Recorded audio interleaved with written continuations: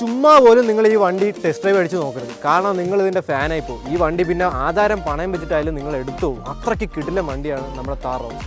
Thar Roxx value for money ആണോ അതോ എടുത്താൽ പെടുവോ എന്നാണ് നമ്മൾ ഇന്ന് സംസാരിക്കാൻ പോണത്. താർ റോക്സിൽ ഏറ്റവും വാല്യൂ ഫോർ മണി ആയിട്ടുള്ളത് MX5 എന്നുള്ള വേരിയൻ്റ് ആണ്. അപ്പോൾ എൻ്റെ ഈ പിന്നിൽ കാണുന്ന വണ്ടി MX3 ആണ്. ഞാനത് MX5 ഏകദേശം അതേപോലെ മോഡിഫൈ ചെയ്തിരിക്കുന്നതാണ്. അലോയൊക്കെ ഞാൻ എക്സ്ട്രാ എടുത്തതാണ്.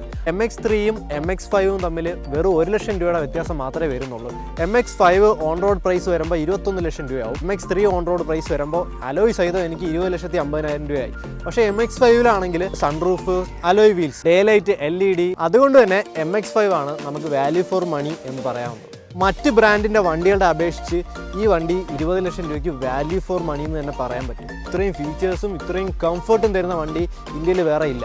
മഹേന്ദ്രയുടെ വണ്ടികളിൽ XUV സെഗ്മെൻറ്റിൽ വാല്യൂ ഫോർ മണി എന്ന് പറയുന്നത് ഞാൻ സ്കോർപിയോ എന്നായിരിക്കും പ്രിഫർ ചെയ്യുന്നത്. കാരണം 19,80,000 രൂപ ഓൺ റോഡ് പ്രൈസ് ഉണ്ടെങ്കിൽ നമുക്ക് റിയർ ഡെസ്കും ഒരുപാട് ഫീച്ചേഴ്സും ഒക്കെ ഉള്ള സ്കോർപിയോ എടുക്കാൻ പറ്റും. നെഗറ്റീവ് ഇല്ലാത്ത ഒരു കാർ പോലും ലോകത്ത് ഇന്നേ വരെ ഇറങ്ങിയിട്ടില്ല. അത്രയ്ക്കൊന്നും ഇല്ലെങ്കിലും താർ റോക്സിനും ഉണ്ട് നെഗറ്റീവ്. ഈ വണ്ടിയിൽ ഏറ്റവും നെഗറ്റീവായിട്ട് എനിക്ക് തോന്നിയത് ഈ ഗ്രില്ലിൻ്റെ അകത്തൊരു നെറ്റ് കൊടുത്തിരിക്കുന്നുണ്ടോ, കിളിക്കൂട് ഉണ്ടാക്കുന്ന കണക്കത്തെ ടൈപ്പ് ഒരു ലോക്കൽ നെറ്റ് കണക്ക് എനിക്ക് ഫീൽ ചെയ്തു. 20 ലക്ഷം രൂപയുടെ വണ്ടിക്ക് ഈ ടൈപ്പ് ഒരു നെറ്റ് കൊടുത്തത് എനിക്ക് ഒട്ടും ഇഷ്ടപ്പെട്ടില്ല. ഇത് ഫുഡ് റെസ്റ്റ് ഇല്ല എന്നുള്ളതാണ്. അപ്പോൾ അത് നമുക്ക് ഒരു വലിയ ബുദ്ധിമുട്ടായിട്ട് തോന്നി. ഫുഡൊക്കെ കൂടെ മഹേന്ദ്ര കൊടുക്കണമായിരുന്നു. ഏറ്റവും ഇമ്പോർട്ടൻ്റ് ആയിട്ട് പറയേണ്ട ഈ വണ്ടിയുടെ ബേക്കിലിരുന്ന് പോകുമ്പോൾ ഉള്ള കംഫർട്ടാണ് മെയിനായിട്ടുള്ള കാര്യം. എന്ത് നമ്മൾ ഈ വണ്ടിയിലോട്ട് കയറി ഇരുന്ന് കഴിഞ്ഞാൽ ഇത് പുഷ് ബാക്ക് ടൈപ്പാണ്. നമുക്ക് റിക്ലൈൻ ചെയ്യാൻ പറ്റും. ഭയങ്കര കംഫർട്ടാണ്. നമുക്ക് യാതൊരു സ്ട്രെസ്സ് കാര്യങ്ങളൊന്നും വരുന്നില്ല. ലോങ് റൈഡിലൊക്കെ നല്ല കംഫർട്ടാണ്. ഈ ഒരു ഫീച്ചർ വളരെ വളരെ അടിപൊളിയായിട്ട് എനിക്ക് തോന്നി.